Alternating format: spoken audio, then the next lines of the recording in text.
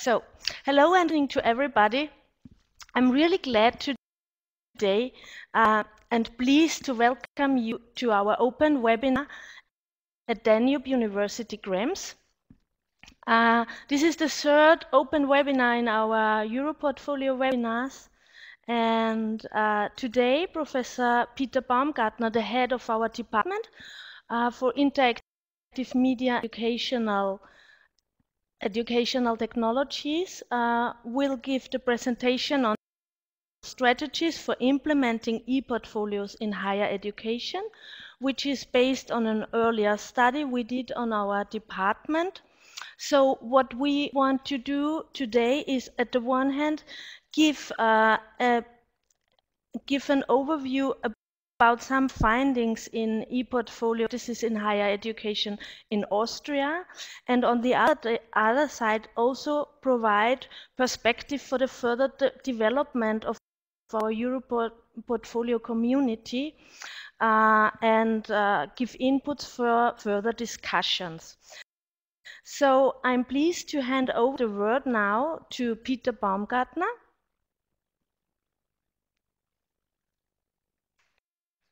Hi, everybody. It's a pleasure for me to talk to you. My talk approximately will take about 45 minutes, and I would like to have a discussion after the talk. But if you have some pressing questions, please use the chat. We will make some interruption. Birgit will collect the questions, because it's not so easy for me to look at the chat at the same time as I'm talking and collecting all the questions here. So if you have pressing questions, please use the chat, then we will interrupt after 2-3 pressing questions, and I will try to answer these questions. And the general discussion we will put into the end. The talk I would like to give to you is about strategies for implementing ePortfolios. And this talk is motivated by a project we got from the Austrian Ministry of Science and Education. And we made a study, but the findings of the talk are already overtaken because the study was made 2009. But the theory and the methodological consideration are still very valid, also our conclusions and consequences. So please be prepared that I will give you some methodological outlines more than some actual data, especially as we had a big problem in the project.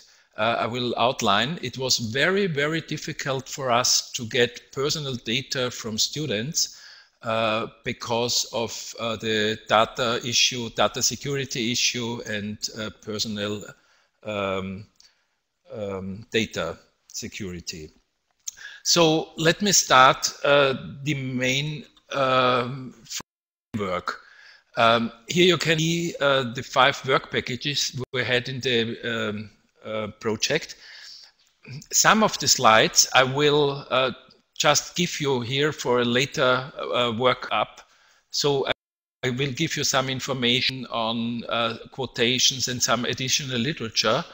And some of the slides I will give you more comments and more talks. So here you get some ideas about the different kind of work packages.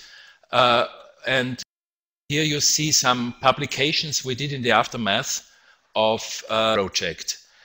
One was immediately after the project finished. We finished the project in the end of 2009.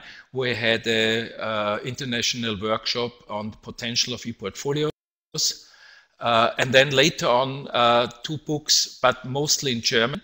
I will give you some short outlines and on English articles, so you get the gist and the idea of these books as well. So to talk about ePortfolios, I think on this audience is not important. You got the idea and you know already, I assume, what ePortfolios are.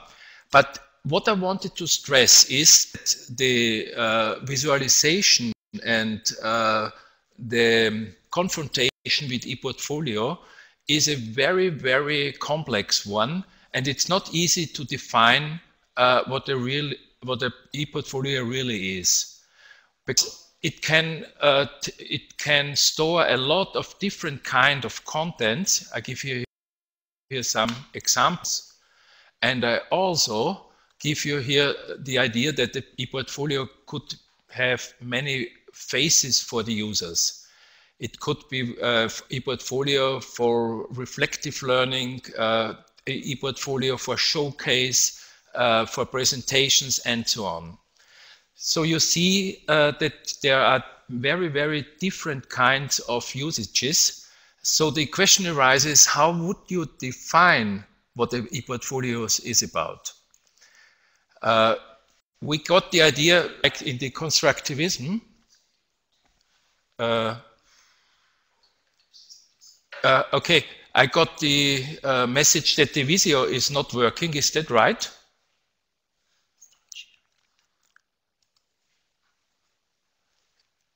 It's now working. Okay, sorry for that. We had here a technical problem. Okay, thank you so much. So constructivism, the idea is that we have different interfaces to the outside world, and from our mind, when we meet all these different kind of encounters with the world, we get a different impression and we construct in some kind reality. That's the same issue with ePortfolio, because we meet ePortfolio in different circumstances and different usages. In the project, Europortfolio project, we use a definition, a very, very broad, not broad one, a very exact one, a very extensive one. I believe, that's my personal opinion, that maybe this definition is too extensive, because as you can see, it's not only a strategy or tool and digital system, but it's also addressing some kind of usage, let's say supporting reflective learning. And I believe that the usage in this kind of, let's say, elephant with different kind of interfaces, it's not a dominant one. You could also use ePortfolios for presentation issues, or let's say for development issues to plan your career. So what I would like to prefer is a definition not so strict, not so extensive, a much more easier one, much more shorter one. I believe that important thing from the technical side is that this is a content management system, so other people could combine it with their ideas of content management systems. But the main issue is a collection of digital artifacts, and now the very, very different cases. ePortfolios have different type of users and different rights of access. So I believe that one of the main issues that the user, and that's not so that's not the common case in content management systems, could give you the rights for different access rights, and give you the rights for different kind of digital artifacts. The disadvantage of this definition is there is no learning, no activity by the user. And that's the advantage from the other definition. You have here a lot of verbs: collect, manage, publish, and so on. I think that's very important, because I believe to live a ePortfolio, we need action, we need verbs by the users. And maybe we could combine this kind of specification. But on the other hand, with Wittgenstein saying, the definition are just words. The real definition is how people are using the objects. So the definition is coming out from the usage. So that was also our idea with the ePortfolio system. So let me now come to our first study. The first study was a product evaluation That's now a very old one because some of the systems are not on the market anymore. But you see here some literature. The idea of product evaluation is that you can't do it on a percentage area because you have different features, different facilities. They are very, very important. Otherwise, the program wouldn't work. So what we are suggesting here is not a quantitative weighting. Let's say most of the people, you can see it in, let's say, consumer reports or other kind of products evaluation. You get some points for a certain feature. You sum up the points and then you say, okay, you have reached 89 points out of 100. So that's the best product, and the next best is 77. So the problem with this approach is that in the points you can't see the different areas of the features, and methodologically it's a wrong approach because every different kind of feature is not on the same scale. You can't measure, let's say, speed or user experience on the same level as, for instance, management issues or how to access for other people's. So what I wanted to say is you have to judge each criteria by itself and to give them a qualitative weight. And in the end, you have to think about how to sum up this kind of qualitative weights. And here we had this kind of idea. We don't need. It's false. It's a mistake to take a matrix scale. Instead of that, we level with marks. We give stars and so on, and therefore we have a different kind of look at the product. Qualitative weight and sum is a little bit more complicated than quantitative weighting because you have to define the different areas and you can't sum up all areas together. For instance, if you would have a software and it's important that this will run on your system, then it doesn't make sense if your system has some points and the software doesn't meet this criteria, but in the end it has a very good sum of quantitative weights. It wouldn't run on your software anyway, on your computer anyway. So we would need some criteria which are so essential that they are knockout criteria. And after this criteria, we have to prioritize them. The idea is a workflow. You have to set up the essential criteria, but maybe not you by yourself. You could make it with a working group, with experts, with your target group. And then you have weight these criteria. Which criteria are more important is a very important discussion in your group. Some of the criteria, because in the first brainstorming, people are mentioning so many criteria, and then you are overflooded from criteria. There are hundreds of criteria, you can't match it. You have to group these criteria and you have to delete criteria which are not very important. And then if you have this criteria, you have to set up the criteria without looking at the software, because you have to predefine this criteria. And then you look at the market and assess different evaluants, is the formal name, meaning you assess the different kind of ePortfolios. And after that, you got this kind of qualitative weight, but you can't sum it up. And now you start with kind of pairwise comparison.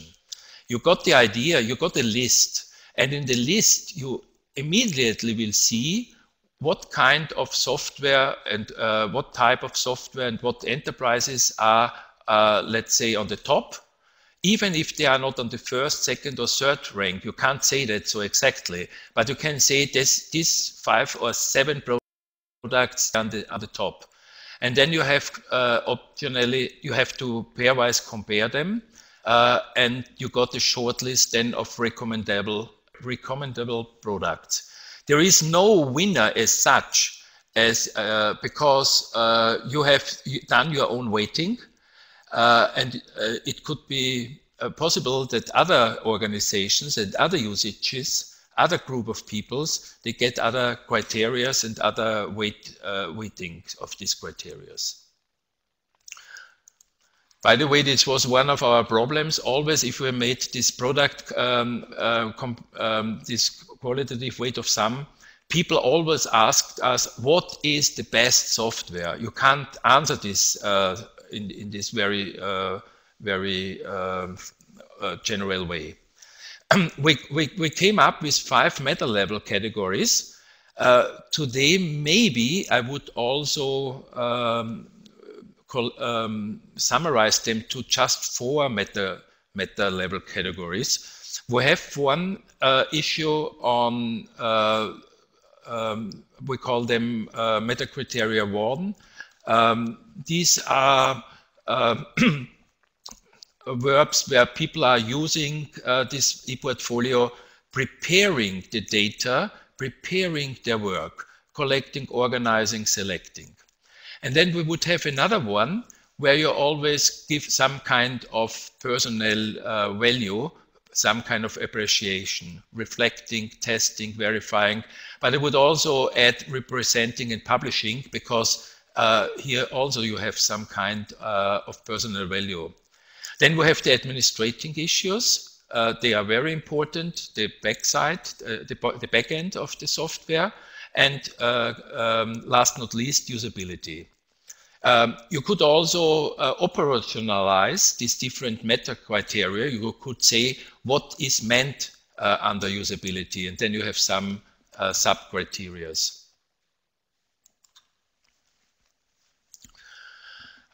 We got from market research about 60 products, and we connected the providers because we needed test accounts.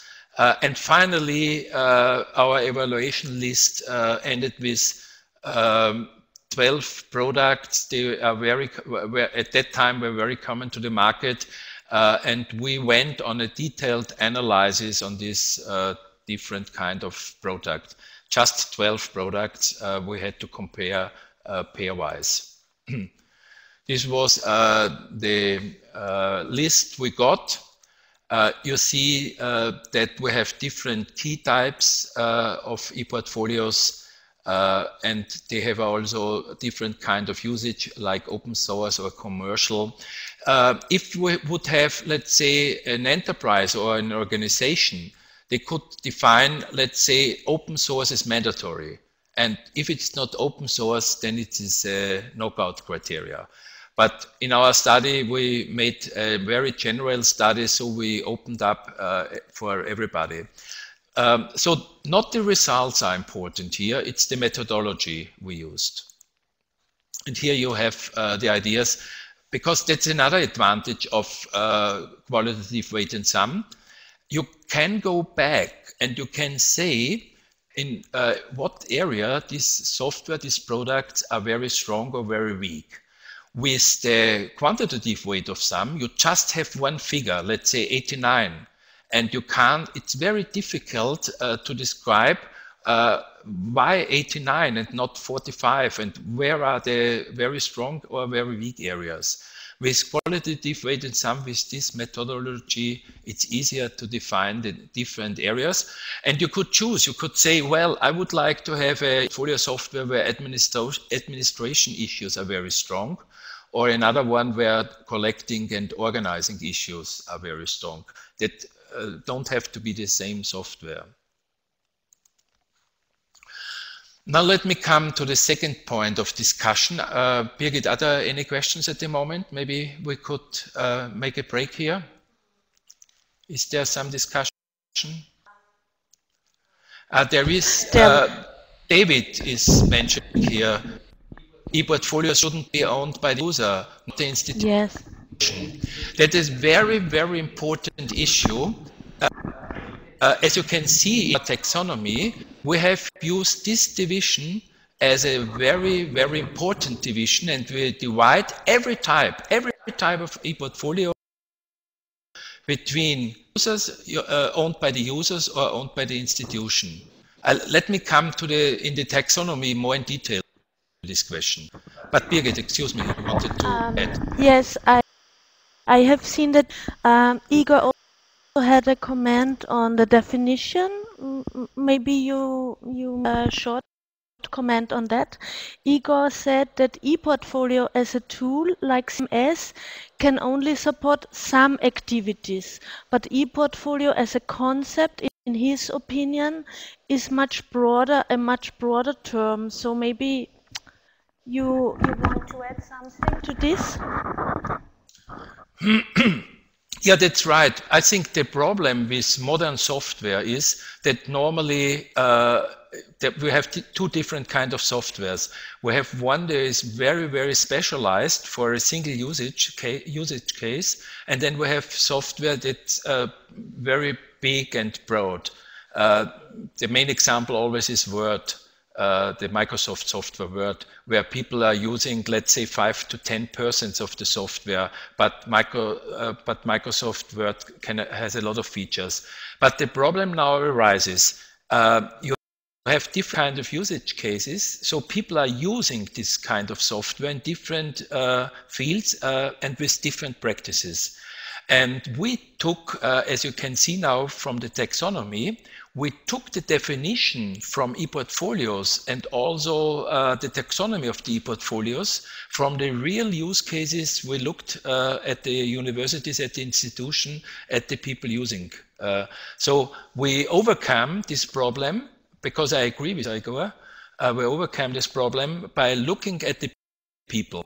So as I said, our definition was just the working definition. It's not a definition you could explain people what is ePortfolio about.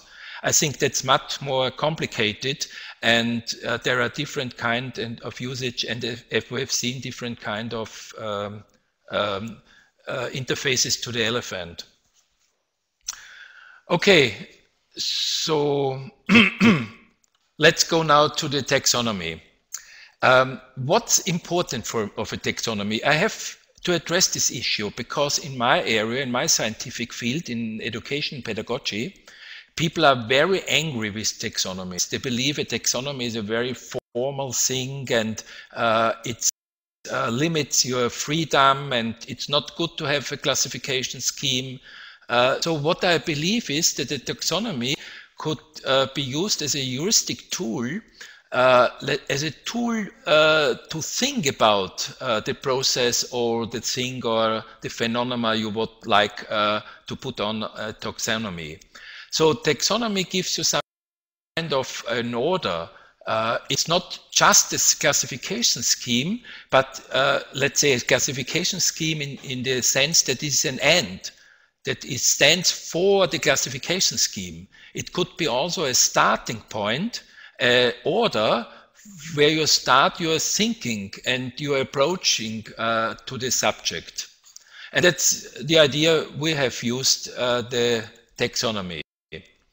I will give you some advantage in this kind of thing. We have the kind of integration because normally people some isolated phenomena. Let's say, let's come back to the example of the elephant. And they can't see the whole. In a taxonomy, you don't just see just one taxa, you see all the different kind of taxas. They are also important. And you can see that there is a whole in it, taking all the taxa together. A taxonomy should you give some kind of orientation because it has a dividing scheme where you put different things in different boxes, and it gives you some kind of information about these boxes and their character. It could be used also for cost reduction because you get some kind of uniform description, and you could reuse it in the same kind of thing because you generalize from different features. When you give it in a box, then just important these kind of features, the box is defined and not the other features. You could use it for transfer issues because it gets evident if another box is very similar, meaning that the things in the box, in the other box, is nearby the box I'm observing at the moment. Then it's interesting if some boxes are empty, for instance, then you get the idea, oh, is there something wrong with the taxonomy, or didn't I find some of the examples? So it opens up some kind of research work. I think that's a very, very interesting case of taxonomy people overlook many times. And we have some problems with generating taxonomies. We need to think about the categories. That's normally not so difficult. Very, very difficult is the operationalization of the categories. How to delimit and how to measure the different characteristics. Then we need some structuring, how to order. Normally people are using some kind of tables, let's say two-dimensional, but sometimes two-dimensional is not good enough. Three-dimensional, difficult to understand for us, for human beings. So we have to think about also about the idea and how many differences have to occur to put the ePortfolio, for instance, in a new category, or is it just a variant? And then we would have the problem of granularity, how fine-grained we have to look at different features. So, and now I come to the idea Igor and maybe me as well share together. This is the idea that people get in communicative action to the outside world and to each other. And this slide is taken from the idea of theory of communicative actions by Jürgen Habermas. It's a German philosopher and sociologist, and he wrote a book on a theory of communicative actions. The important thing here is that this so-called speech act, it's not just a communicative action, but it's also an action by itself. Therefore, speech act, action. So if I'm saying, for instance, please, the next sentence, take it through, don't take it through, the next sentence, yeah? But if I would say, now the webinar is closed, then this kind of sentence is also an action, because I say now and people have to follow this action. Yeah? So the idea is that communicative action is also an action in this world, and Habermas believes that every speech act could be, every word, every sentence could be changed to action. I'm not sure if this is always true, but the claim is a very strong one. And he also claims that every action, every speech act or every action has always, that's very, very important for him. He wrote several books on this. Every action has three different dimensions. It has a subjective, a social, and an objective dimension. So let me explain this in an example, because it's important how to use ePortfolios. The idea is every action with an ePortfolio has these three dimensions. So now I will give you an example from the everyday usage to demonstrate that really every sentence has these three dimensions. For instance, if I would say to Birgit, she's with me, assumption to the reality. It has a threefold hidden assumption to the reality, three hidden relations to the world. And Birgit could answer and change this relation to the world. The first one would be maybe the objective one. She could say, Peter, sorry, but there is no beer near. We are at the university, and in the Mensa, in our restaurants, we don't serve beer. There is no beer here. So it's challenging the objective assumption in my sentence. She could also say, Peter, sorry, but it's not our usage that we use beer in a webinar. It's not legitimate. It's not the norm. You can't do this at the university. So she's challenging the social situation, the hidden assumption behind my claim. But she could also make subjective challenge. She could say, oh, that's strange. He wants to be a peer from me. What, by the way, what the heck is the idea? Should I go outside from the room? Would he like to talk without me present? And also what he's thinking about. I'm not his servant to bringing a beer. So she's also challenging some of subjective assumption I'm giving her. So in this example, hopefully you get the idea that every action, that's the main hypothesis by Habermas, has these 3 dimensions. So now look at this 3 dimension in our areas. We have education. So it's easy to differentiate these 3 dimensions. We have the objective dimension, that's the content, the material. But be aware, that's not the only one. Many people believe learning has just to do with the object. That's wrong. We have other learners. We have the teacher. We have co-learners. We have a social institution. We have a social arrangement. So we have also a social dimension. And we have also the subjective learning career, the personality, the person. So we have also a subjective dimension. The same with media. For instance, I'm now using some kind of presentational media, that's the content, that's more on the object side. We are talking, we have a kind of a communication, a very strange one, because I'm talking and you are listening and I can't see you. Yeah? And we have also some kind of subjective, actually that's a very weak one in this situation. We do not have interactivity at large. Maybe the chat, or you can raise your hand and so on. But this is a very limited situation at the moment. And the last one, now with ePortfolio. We have the objective functionality of the software. That was the case we evaluated in our product evaluation. Then we have a social setting where the ePortfolio is used. We call it a scenario. And then we have also pattern of utilization done by the individual user. So the idea is that every individual has a different kind of pattern, have a different kind of pattern of usage of the ePortfolio. And this was our main idea, to find the taxonomy and also to put it in a kind of an evaluation work. Here you see some working sheets we had done.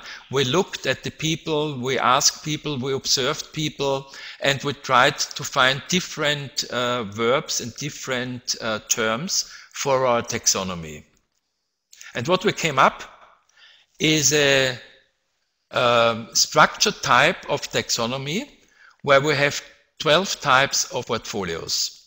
And we made a big differentiation, as I mentioned before. We make the differentiation between ownerships, personal, if it belongs to the individuum, or to the organization.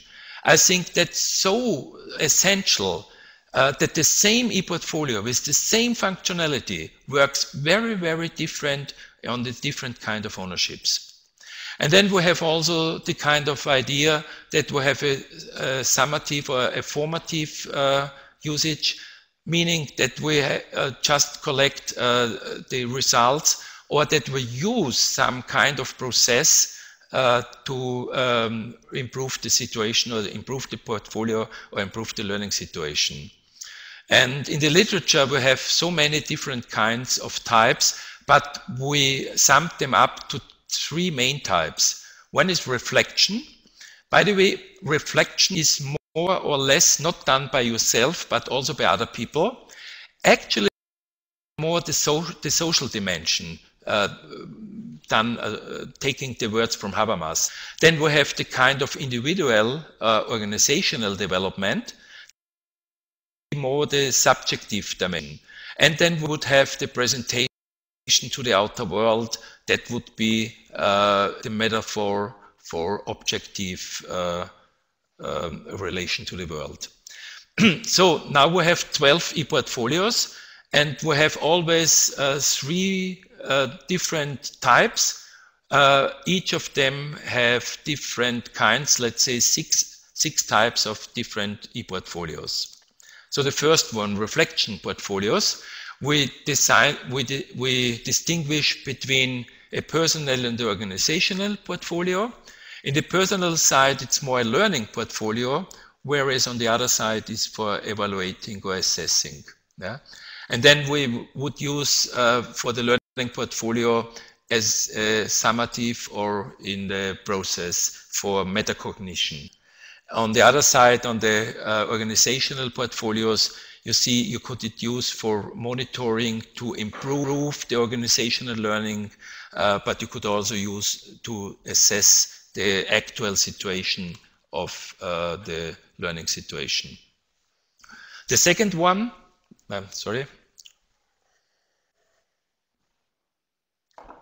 The second one is the development portfolio.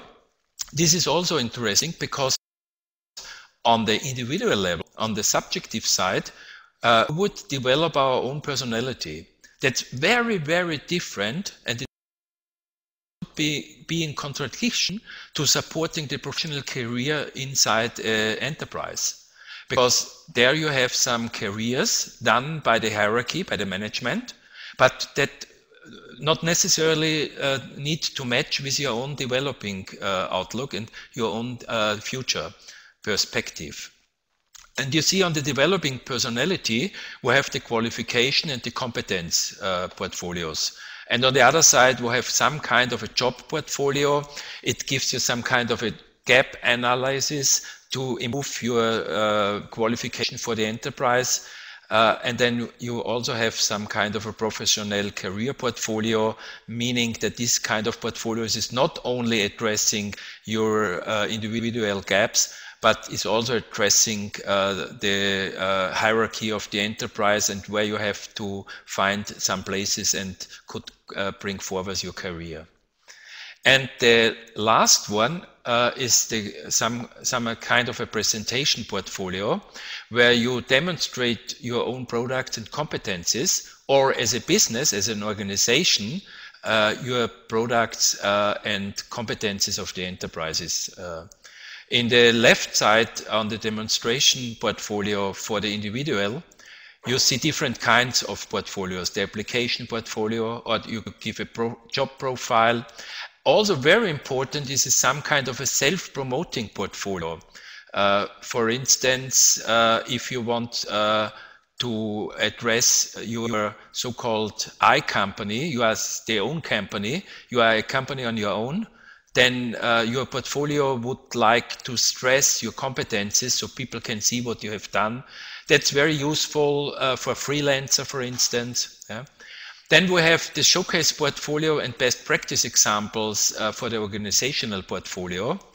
But we have also more portfolios which are more anonymous, giving you some kind of representations, what the enterprise is able to do, but also some kind of portfolios where the trust building process is the main issue.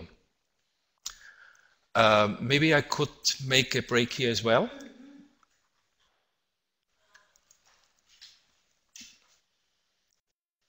So, hi again. I think it would be nice to have a short break for questions here. At the one hand, we had David and Christy who were very in favor of this table with the taxonomy, and Serge is asking, he don't really follow the difference between personal or organizational. If it's for a qualification, it's organizational. If you demonstrate competencies, it's also organizational. And Igor says organization ePortfolio is N times, personal portfolios is public, and organization specific achievements. So do you want to have a microphone for discussion now, or would you say anything to? Yeah, maybe I could say to Serge, it's not the issue who is asking for an ePortfolio. Who is the owner of the portfolios, who can set it up, he can close it up, who has the able to write whatever he says or want to say, or if it's some predefined and pre-structured by another institution, and you have the rights within the limitation of this institution. Maybe that could be helpful. It was just the comment Serge made at the moment as well. And Christy is asking, is it about purpose? You may have but use for purpose. Yeah, maybe I could give. For instance, on my homepage, peter.baumgartner.name, it's my own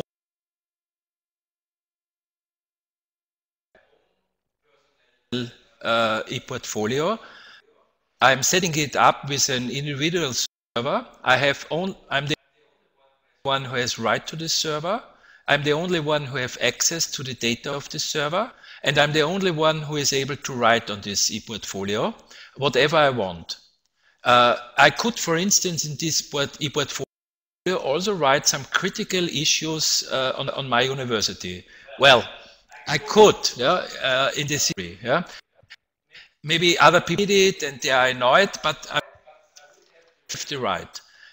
On the university level, it's more difficult. I could also open my ePortfolio, but it wouldn't be feasible there to criticize some university issues. I would have to write issues where other people and the higher hierarchy are amused on these issues. And maybe I also have to write an article where people ask me to write an article on a very strategic issue the university is interested.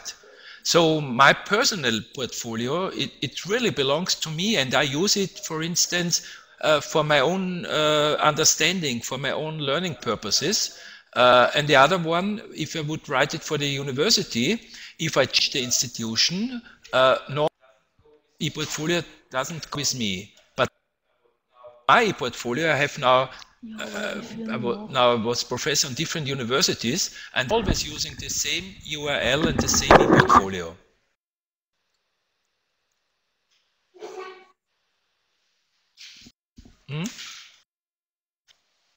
Yeah, we are coming with just some idea. Now the last story. We did this kind of analysis, and as I said to you, we had the problems to get direct in contact with the students.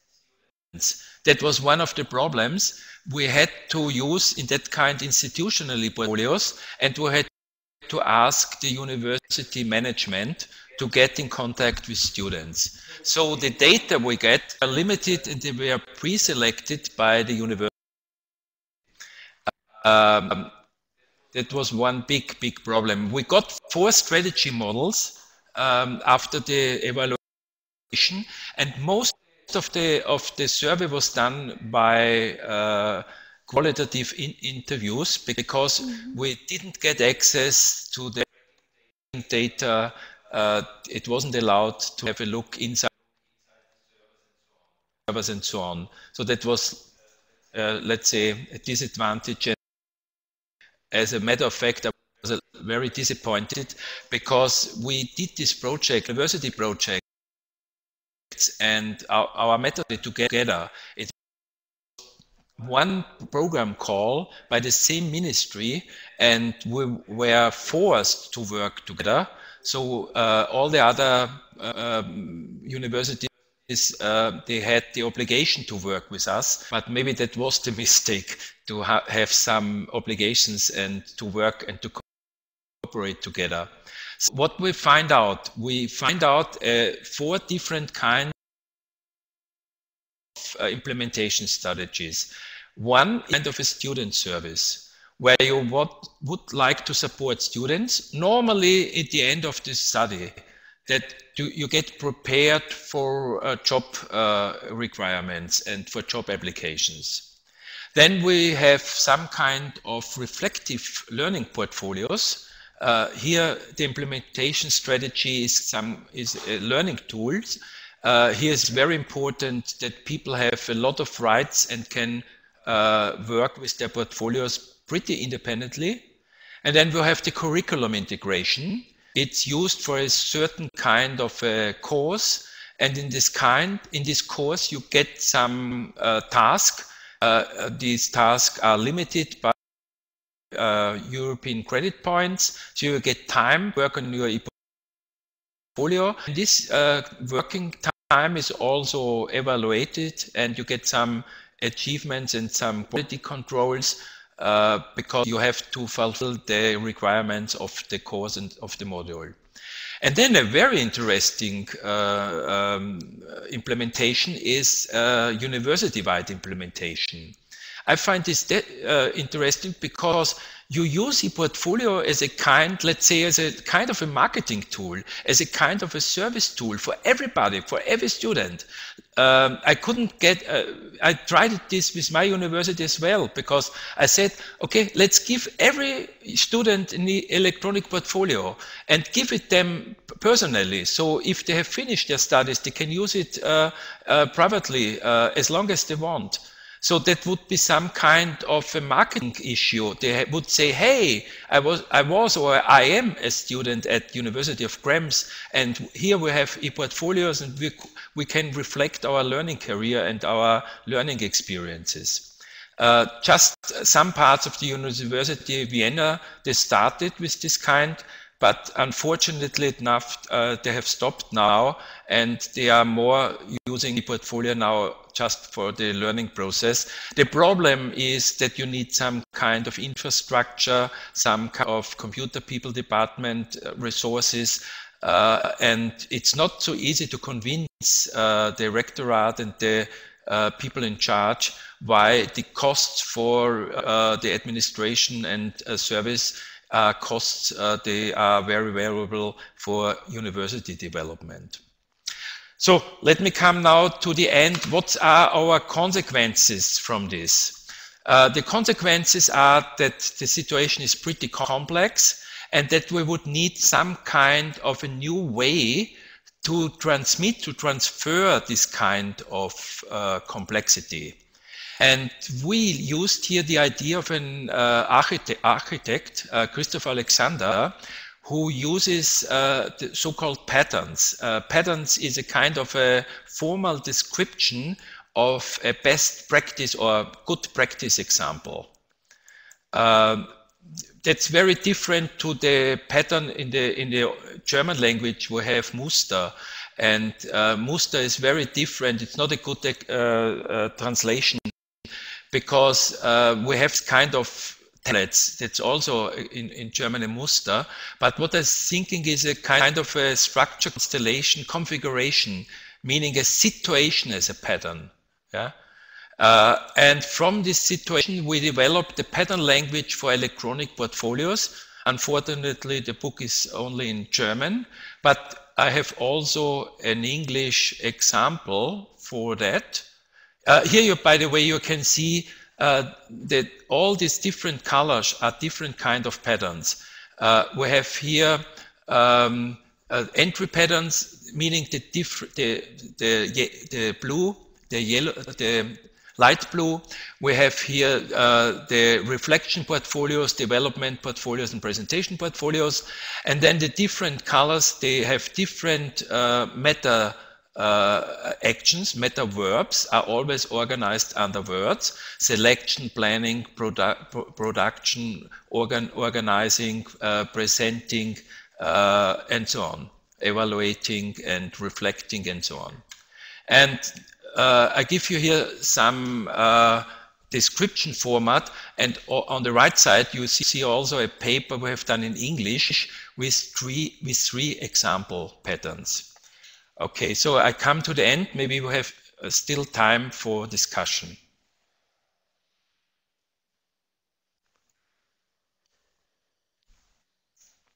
Would you help me, Birgit, for the discussion? Yeah, here I am again.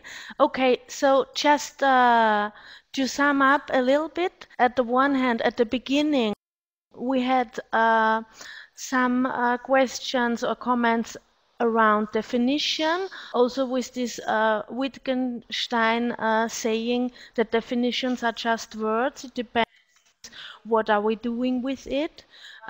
We worked, I had saw very positive comments and feedback on the sheet with the taxonomy as a whole. But then now there is a discussion more or less about the ownership and how ePortfolio can be personal, because it is dominated by the market, and it depends, Serge is saying it depends who is in control of the market, and personal ePortfolio sometimes also is like a bedtime story to keep us quiet, to say it in your words, Serge. I don't know who has a microphone. I can give it to Serge, for instance, or any other questions about that? Ah, okay. Serge is raising the hand. Yes. How many jetzt? Serge, can you... Serge? Hello. Ah, he says he don't want to have this discussion now. Okay, I see. But maybe I could give you... That's really a critical issue, and I understand the critics, yeah? Because what means belonging? Yeah?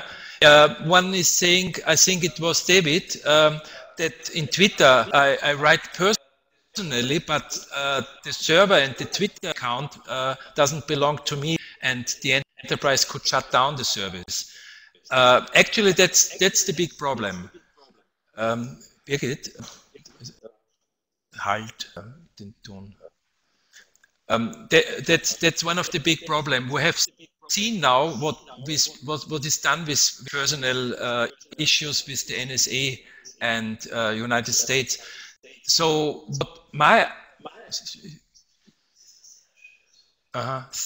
okay, then I'm closing. Serge. We have here some problems with the sound. I can hear you very well. Yeah, but I hear me twice. Okay, it's okay. Yeah, the problem was this: the microphone for Serge was open, and I got some feedback, and it was annoying here. So the idea is that I own my server, and but actually, you know, it's difficult with the data. Yeah? NSA is looking on the cables and they inspecting and so on, and they have a lot of issues. We have seen it in the last discussion in the last few months. My main idea actually was that I have more freedom if I have more rights. So it's more difficult for me. And so I thought maybe it's a wrong idea. I thought it makes sense to make a distinction between organization and personnel. Maybe I would also like to differentiate between personal and private. Yeah, the difference is my learning is personal, but some learning issues aren't private. Private is is my own thing, is my private privacy. So personal doesn't mean it's secret or it's hidden. It means it's coming from my personality and developing my personality and supporting my personality. Okay, another question?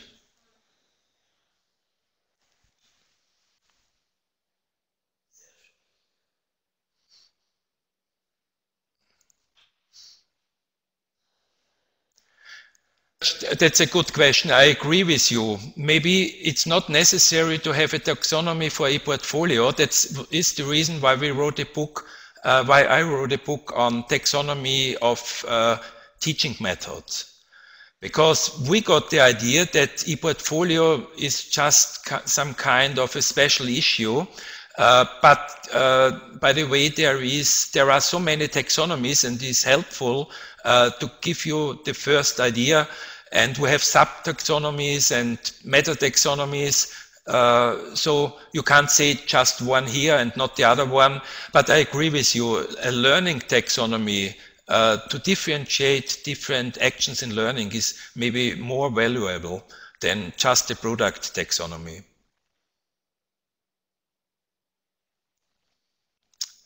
Some other questions?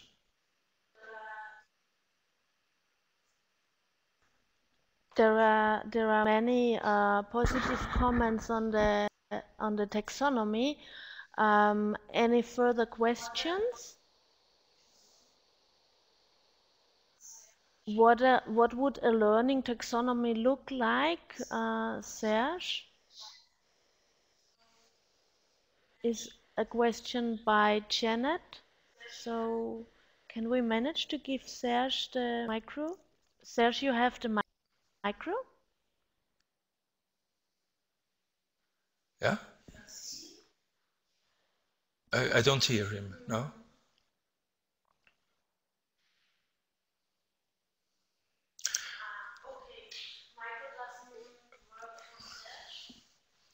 Okay, Janet asked.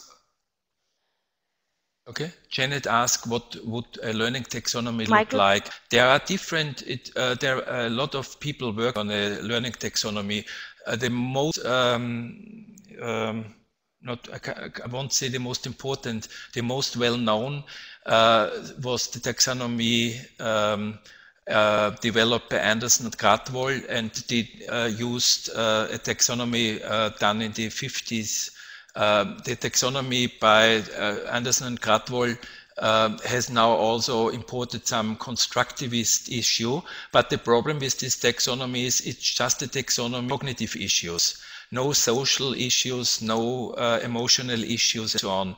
So we are still in the process. We don't have taxonomies for learning at the moment. But when universities are now obliged to use the learning outcomes issues, and there you have to use taxonomies where you can describe the outcome of your courses. Yeah, that's right. That's a taxonomies of learning outcomes.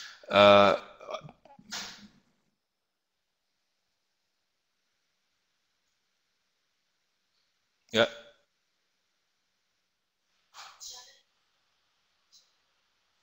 Bloom, yes, right.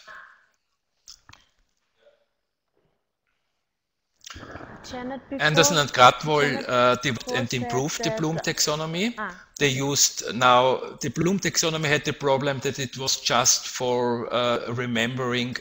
It has a strong focus. It's not correct to say just. It had a strong focus to knowledge acquisition and not reflection, evaluating, and they didn't have the sixth dimension they have added now. It's creating something in your learning process. But kind of taxonomy, by the way, I'm very interested to put up with other people a taxonomy of learning where we also can use all the different kind of, let's say, strategy changes. Away from the teacher, concentrating to the learner, to the self-determined, autonomous learning, collaborative learning. We would need some kind of different verb and objects to use this taxonomy. And we could also use this kind of taxonomy for e-learning because we could implement it in some kind of sphere to improve the learning experience by students and to individualize the learning process. Yeah. There's an extension of Bloom towards connectivism I would be interested in. I don't know this exactly. Maybe we could have a discussion to this, but that goes a little bit away now from our ePortfolio issue. But I assume that most of you are very interested to use ePortfolio also as a learning reflective learning tool. Okay, I think we should come to an end. Thank you very much for your participation. I will study your chat. Yeah, I will go into your chat, and I will also try to answer it in English on my weblog and give also some comments to Birgit. And now I will take the floor to Birgit, that she will close the seminar.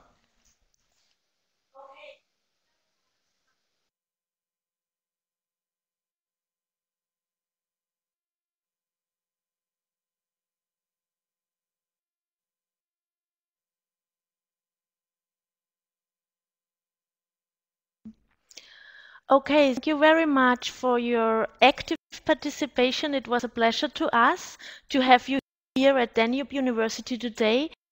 And I also want to take up Igor's suggestion on the ePortfolio platform.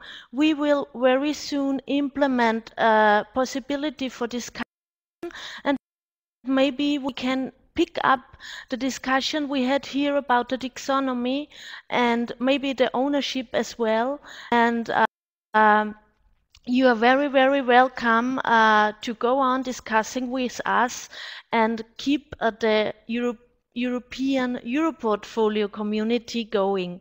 Thank you very much and have a pleasant day. See you soon on Europortfolio platform. Bye-bye.